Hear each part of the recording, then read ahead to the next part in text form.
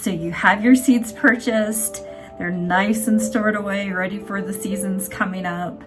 But where are all of those seeds going once you've got them started? And so that's what I want to talk about today. I want to talk about planning out the garden, and especially what we're going to be doing here at Christenhelmfarms. If you're new to this channel, welcome. My name's Tiffany. I am a brand new flower farmer growing on a micro farm in southern Arizona, zone 8, and sometimes teetering into zone 9.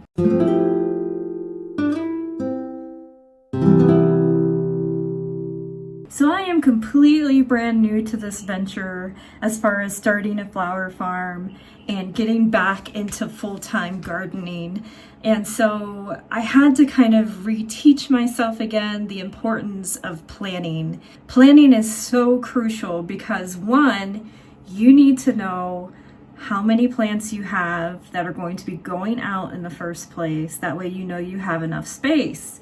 While it's fine and dandy to go out and buy every seed imaginable that catches your eye in a seed catalog, the reality of it all is maybe you don't have quite that much space in order to be able to grow all of those new seedlings. So one of the first things I did after I purchased all of my seeds, writing down every single seed that I purchased, every variety. I clumped them in together based on the types that they were.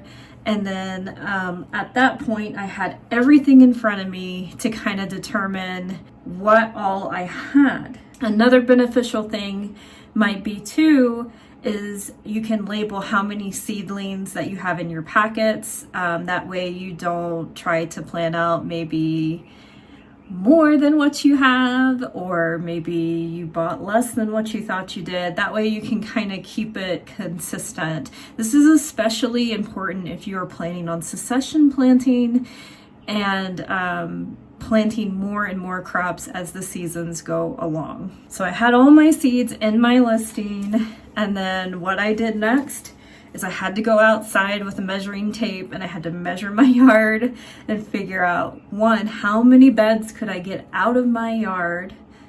What was the width of those beds that I wanted to be? And obviously, what's the length? I'm dealing with certain sections of my yard that have native plants. I have the previous owners planted some apple trees, so I've got to be considerate of those as well, unless we decide to uproot those later at some point in time. But I had to figure out what were my length, my size constraints as to what I could have. Once I figured that out as far as my square footage of my gardening space, I was then able to sit down and figure out what was going where. But then the next thing after that you need to consider is your spacing. So you want to consider the spacing of your flowers. Some flowers need at least a foot apart of space, such as bigger growing things like sunflowers, amaranth, things of those sort need a little bit of space because they're ginormous. But some of the smaller things that you can grow, such as things like zinnias, scabiosa, things that cosmos, things can be positioned a little bit closer together. You can get a lot more bang within a small amount of space. The easiest way that I found for this is my beds are laid out a little bit different than your typical average farmer, just based on size restrictions that I have going on in the space that I'm dealing with. And so when I planned my beds out, I planned them only for 2 foot wide. The standard is typically 3 to 4 foot because that gives the farmer space to go around the perimeter easy enough and be able to bend in and cut the flowers as they need to. This is going to condense that space a little bit more, and my rows are going to be a little bit more tighter. So I know for a fact that I have my spacing, my rows is 2 foot wide. And then it varies based on things I have in my yard. It can vary from 36 foot up to 40 foot worth of space in length. So that's, once I had those planned out, Paul and I did work on getting the yard tilled. That way we had the visual of what we were working with out there. And now I can get down to the part of figuring out how many seedlings, how many transplants, or how many seeds can go in specific areas. And I broke out my beds into 4-foot sections when planting, which made it a lot easier in figuring out how many plants per that little tiny space of square footage I could fit in there. And so on my notes, as I'll show you, I have it written down off to the side based on figuring out what works best for those plants. And that'll take some research, whether you are looking at it online, whether you have the spacing you're going off your seed packets, maybe you have reference books to go to. That's something you'll have to figure out. And then I also take some of the knowledge too as well from a lot of the other flower farmers on YouTube who have posted what they found worked best as far as spacing in order to maximize their productivity. So you can see I have certain notes written out. So I have, that for my section of Cosmos, I have a 4-foot section, and I also made notes that I can put 8 Cosmos per 4-foot section. So when I go out to plant, I have my information all in front of me.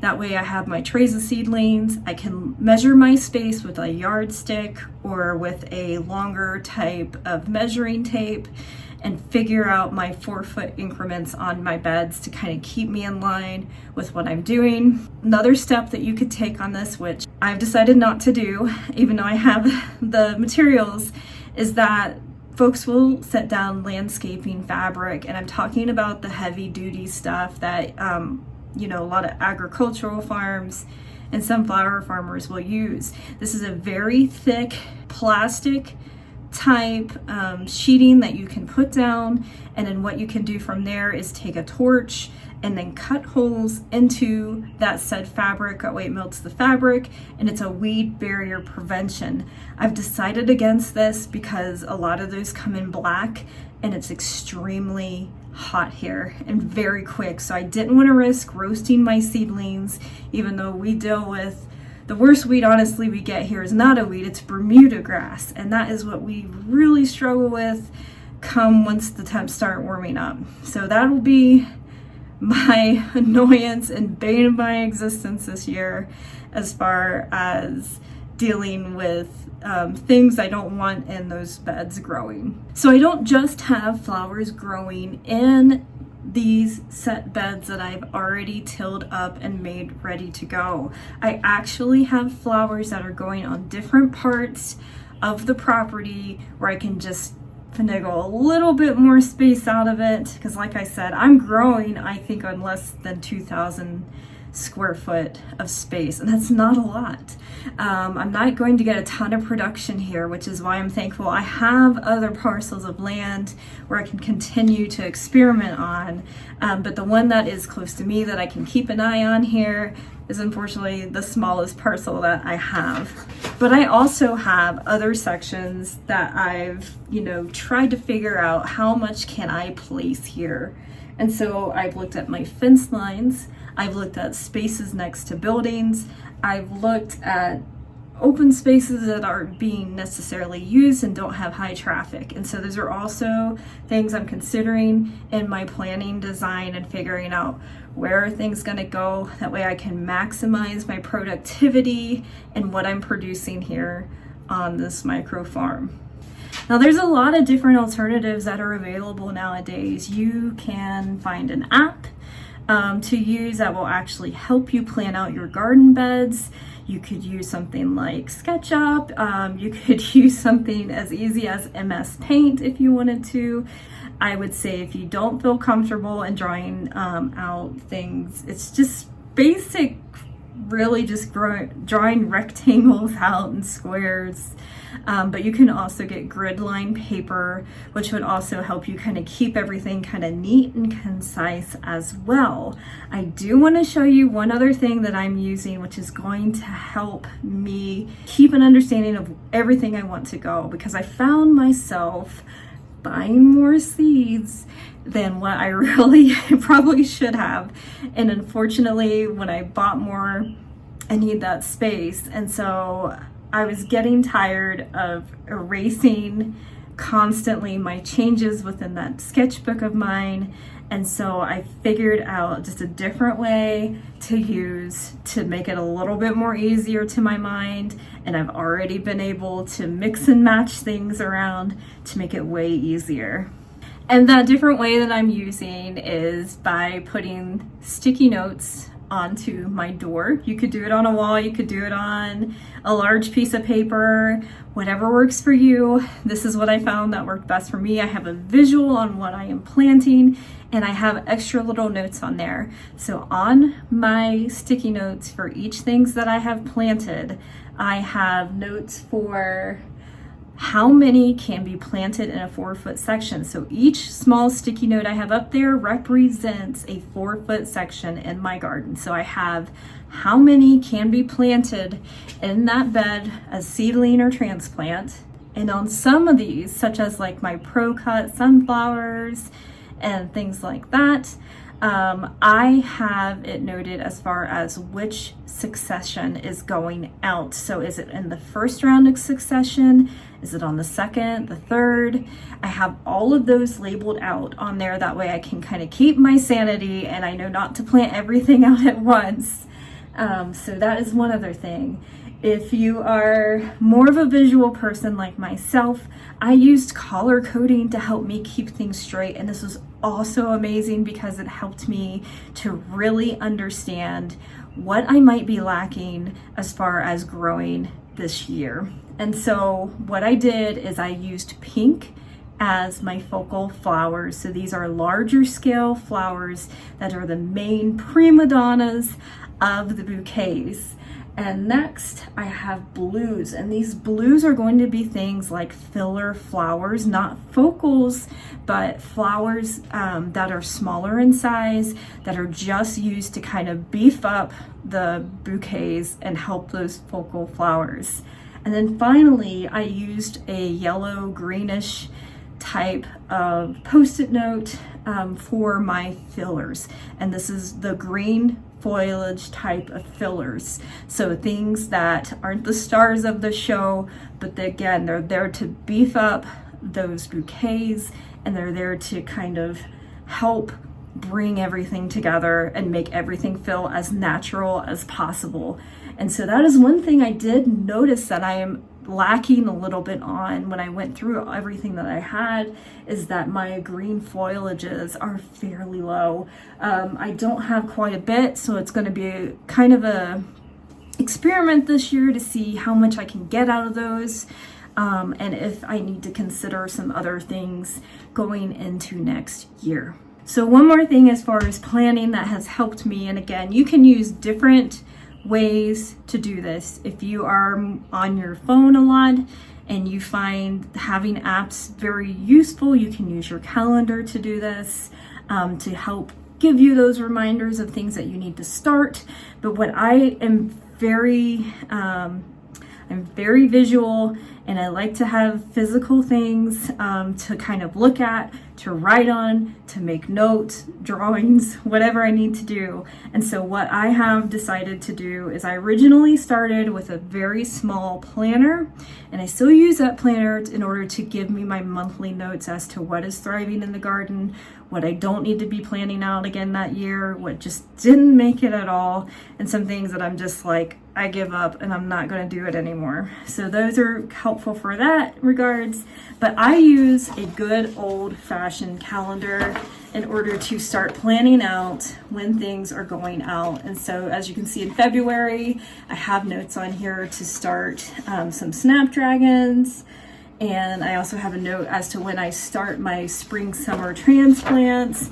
And as we get into March, there's a lot more colors on here because, as I said, I'm a visual person and I kind of need these things to keep me focused. And so I use my color highlighters as a way to help me figure out what things are going to be planted out. And so for each type of thing I have, so my scabiosa is in this lighter blue, so I know that If it shows up on another calendar, that'll visually cue my mind to say Scabiosa needs to be planted coming up. My snapdragons were in pink. You know, this bright yellow for my cosmos.